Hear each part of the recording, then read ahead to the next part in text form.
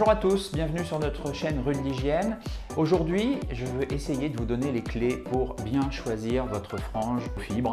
Là, notamment, c'est Velcro pour la démonstration, mais ça peut être une autre technologie, mais il faut bien les comparer. Alors, quelles sont les caractéristiques et les critères qu'il faut identifier? Alors, contrairement à ce qu'on peut penser, c'est pas le prix. Pas uniquement le prix, parce que c'est un premier indicateur, mais ce n'est pas le seul, il faut aller un petit peu plus loin. Alors, vous voyez, quand on regarde les trois franges, vous voyez celle-ci, son poids déjà est un critère déterminant, puisque celle-ci fait 46 grammes, les autres font environ 95 grammes, donc ça va conditionner sa capacité à absorber du liquide et à le restituer sur le sol. Donc il y a de fortes chances que celle-ci, la surface à nettoyer, soit plus faible que les deux autres, puisqu'elles vont pouvoir délivrer le produit sur une plus grande surface. Ça, c'est la première des choses. La deuxième chose, c'est la complexité de la frange, de sa construction. Vous voyez qu'ici, elle est uniquement en fibre rase, alors que là, vous avez fibre rase et également des fibres un petit peu plus dures, donc striées.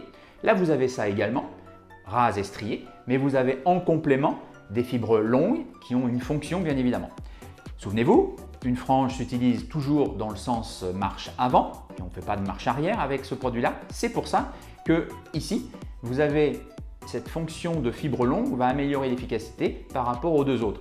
Notamment, elle emmagasine les poussières et les impuretés, elle nettoie et elle gratte comme les autres. Et puis ici, elle va égaliser grâce à ces fibres longues pour avoir une finition parfaite sans trace. Voilà les critères notamment qui peuvent conditionner.